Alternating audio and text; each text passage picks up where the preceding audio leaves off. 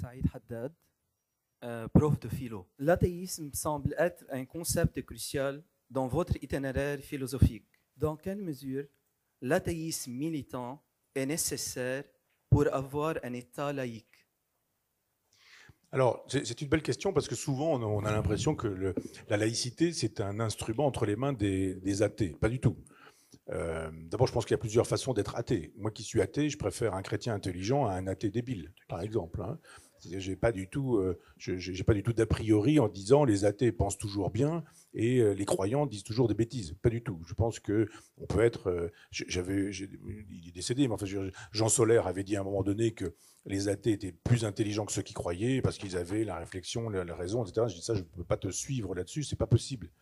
C'est pas parce qu'on est croyant qu'on est un crétin, c'est pas parce qu'on est athée qu'on est un génie et vice versa. Donc mon athéisme, alors vous dites militant, il est militant dans la mesure où moi j'invite au dialogue. Je vous avais vu un peu quelle était ma méthode tout à l'heure.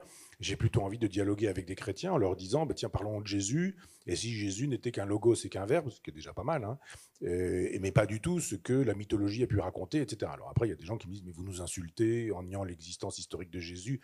Alors je dis, mais est-ce qu'on peut parler, est-ce qu'on peut échanger? Donc moi, je pense que l'athéisme suppose l'échange, le dialogue, le débat, la culture, ce que mon vieux maître Lucien Gerfagnon appelait la méthode érudite. Plus vous savez de choses, plus vous êtes fondé à penser justement des choses. Donc je pense que l'athéisme militant, il est souvent agressif, il est souvent méprisant. Et je pense que les croyants agressifs, ça existe aussi. Il existe une chaîne en France qui s'appelle KTO, c'est Cato. Hein. Cette chaîne catholique faisait l'autre jour une espèce de petit montage vidéo sympathique, comme on prétend savoir le faire aujourd'hui. Et d'un seul coup, il s'agissait de montrer que les athées, c'était Hitler et que c'était le nazisme et le Troisième Reich, etc. Fort sympathique, quiconque ne croit pas en Dieu est Adolf Hitler. Et donc je dis, mais est-ce qu'on peut arrêter ça? Est-ce qu'on peut arrêter les caricatures? Moi j'ai écrit un petit livre qui s'appelle La stricte observance, qui raconte mon séjour dans un monastère à la Trappe, où je suis allé lire le livre de Chateaubriand qui racontait la vie de Rancé. Donc je ne suis pas l'athée qu'on peut imaginer, je suis sensible à la spiritualité, je suis sensible aux spiritualités des autres. À une époque, j'ai voulu même qu'au Mont-Saint-Michel, il y ait, qui est en Normandie où j'habite, il y ait une réflexion de la totalité des gens qui s'occupaient des questions de sacré, des questions de religieux. Des catholiques, des protestants, des musulmans, des juifs, des bouddhistes, des athées, des agnostiques, que tout le monde se parle dans ce lieu-là où des choses importantes se sont passées. Juste une parenthèse pour dire qu'il y a un historien qui s'appelle Sylvain Guggenheim, qui a écrit un livre qui s'appelle Aristote au Mont-Saint-Michel, et qui montre que ce que l'Occident a pu savoir de l'Orient n'est pas passé par les musulmans, mais par les Syriaques chrétiens qui étaient pourchassés par les musulmans. Alors c'est pas politiquement correct en France, mais c'est simplement la vérité. Juste de dire, mais faisons de l'histoire. Ça ne veut pas dire que pour autant l'islam c'est pas bien. Ça veut juste dire que ce sont des chrétiens syriaques qui ont rendu possible l'accès à des œuvres grecques qui ont été à l'occasion d'une espèce, soit la Renaissance, du moins d'une sortie de la scolastique, pour rentrer dans le détail technique. Et donc je pense qu'on doit pouvoir penser les religions sans animosité. Simplement, faut éviter de dire n'importe quoi. Bon, j'ai vu des gens il y a quelques jours qui ont dit n'importe quoi. Pas dire ceux qu'ils m'ont dit sont peut-être dans la salle, je ne voudrais pas les blesser. Mais il y a juste un moment donné où il faut au moins s'entendre sur la vérité historique. Pas dire des choses qu'on ne peut pas soutenir parce que c'est pas comme ça que les choses se sont passées. Au moins établir des faits et puis après on discute des faits. Si on ne peut pas établir les faits, alors là, aucune discussion n'est possible.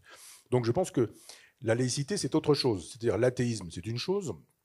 Je suis pour un athéisme ouvert qui suppose le débat, la contradiction, la réflexion, l'analyse, de dire mais je ne suis pas d'accord parce qu'il y a ceci, il y a cela, etc. Ce que j'aurais souhaité faire au Mont-Saint-Michel, puisque ça dépendait de la région, et qu'il se fait que je connais un peu le président de région, et j'en avais parlé à l'époque en disant mais ce serait bien qu'on fasse ça, et notamment qu'on fasse un prix Sylvain Guggenheim pour justement rendre possible ces recherches, cette théologie pour les gens qui ne croient pas forcément. Il ne faut pas que la théologie soit confisquée par les théologiens, il faut que la théologie soit l'affaire de tout le monde. Alors, la laïcité, c'est autre chose.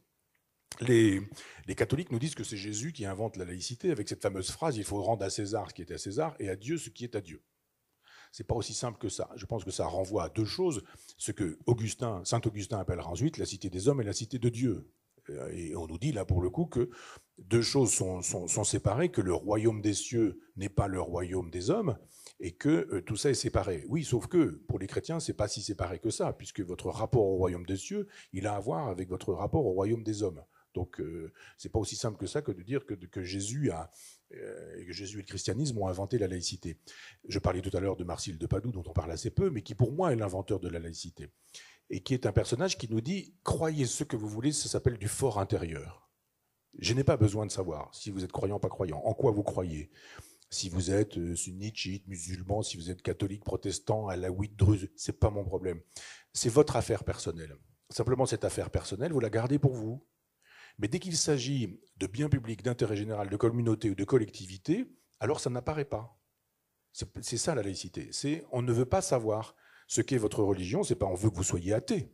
C'est juste de dire c'est une affaire intime et privée. Alors c'est pas toujours facile, parce que si vous lisez le Coran, c'est aussi un traité politique. Il y a des choses de dites dans le Coran, mais c'était la même chose dans les évangiles. À l'époque où le christianisme avait les moyens, je parle de l'Europe, avait les moyens d'être intolérant, il était intolérant. Maintenant qu'il n'a plus les moyens d'être intolérant, il est devenu très tolérant.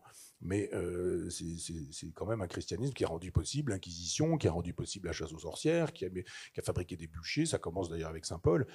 Donc effectivement, il faut penser les religions dans l'histoire et se dire que la laïcité, c'est un effort que chacun fait pour pouvoir vivre ensemble. En se disant, ne parlons pas des questions qui fâchent, mais en revanche, parlons des questions qui nous réunissent. Et la laïcité, c'est ça. C'est juste dire, si on inversait les choses, plutôt que de dire, ah oui, toi, tu es de cette religion, c'est pas la mienne, on va se battre, etc. C'est dire, je ne veux pas savoir quelle est ta religion. Et puis tu vas voir, tout peut bien se passer. Juste une anecdote, un jour, je fais des conférences en Inde, et je me retrouve un peu curieux de ce que sont les questions de caste, par exemple. Et je me retrouve à table, il y avait une quinzaine de personnes, il y avait un dîner qui avait été fait gentiment en mon honneur, etc. Puis moi, je mets les pieds dans le plat en parlant des castes. Si on pourrait parler des castes, je voudrais vous poser des questions sur des choses qui, etc. Et là, d'un seul coup, silence un peu pesant. Et les gens commencent à me parler. Et ils me disent des choses, je réponds, etc. Et puis à un moment donné, il y en a un qui dit, mais tu fais partie des intouchables, toi. Enfin, de quelqu'un d'autre. Hein. Et l'autre dit, oui. Et il lui dit, mais et toi, des brahmanes? L'autre dit, bah oui. C'est-à-dire qu'ils ne savaient pas les uns les autres s'ils faisaient partie de la case des intouchables, des brahmanes, etc. Parce qu'il y avait quelque chose comme une laïcité. C'était dans un institut français. Et les gens qui travaillaient là n'avaient jamais dit qui ils étaient, parce qu'ils avaient le sens de l'intérêt général. On ne savait pas qui était qui. Et c'est parce que moi je posais la question que d'un seul coup on soulevait le voile et qu'on découvrait que tout le monde savait, mais que personne ne disait. Tout le monde dit, mais j'ai toujours su que tu étais brahmane, mais tu ne me l'as pas dit, etc., etc.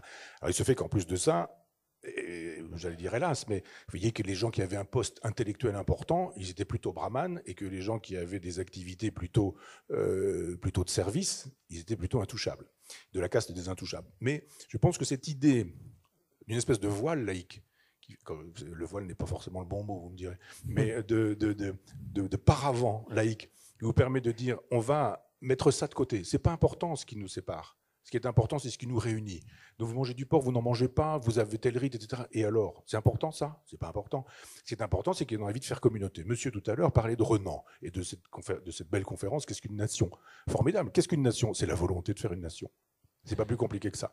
Tout ce qui sépare les gens et qui ne contribue d'abord à ne pas faire une nation, mais éventuellement à défaire une nation, c'est effectivement à éviter. Maintenant, vous dites, mais il y a des communautés religieuses au Liban. Oui, alors, d'une certaine manière, ce n'est pas un problème. Le problème, c'est que le souci ne soit que ça et qu'il n'y ait pas le souci de faire Liban. De dire, mais faisons Liban. Faisons le Liban, un Liban, mais faisons-le, puis après on s'en moque, que vous soyez ceci, cela, que vous ayez une dose de ceci, une dose de ça, mais c'est quoi cette obsession identitaire? Juste fabriquer une communauté. Si vous avez envie d'être ensemble parce que ce pays est beau, parce qu'il a une culture, parce qu'il a une potentialité, parce qu'il pourrait être une espèce de phare dans le bassin méditerranéen, il pourrait penser différemment l'islam, il pourrait penser différemment les rapports Orient et Occident, etc.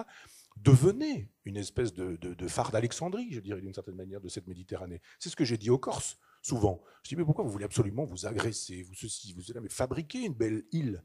Fabriquez une communauté, soyez dans la positivité, plutôt que de sans cesse vous regarder le nombril en disant nous, ceci, cela. Si on faisait vraiment, nous personnellement, si on faisait une communauté plus grande que nous, en disant fabriquons une communauté, ça s'appelle bêtement la République, res publica, la chose publique.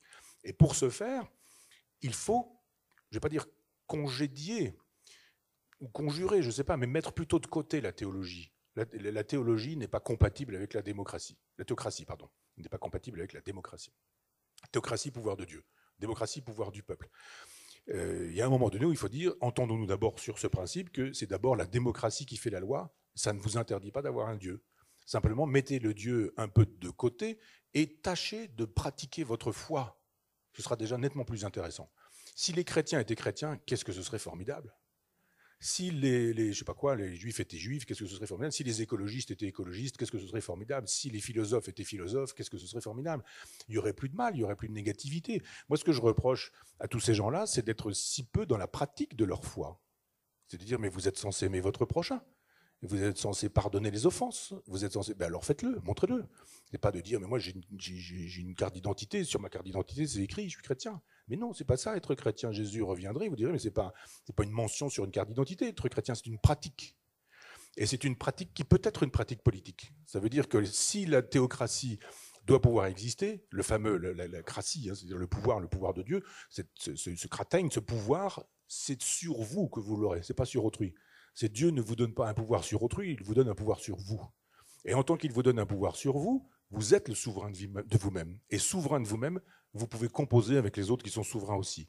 Donc la laïcité, c'est ça. C'est cette idée de dire l'athéisme n'y fait pas la loi, quelle que soit la forme de l'athéisme, que ce soit un athéisme ouvert, tolérant ou un athéisme radical, etc. C'est pas ça, c'est juste dire, mets ça au second plan.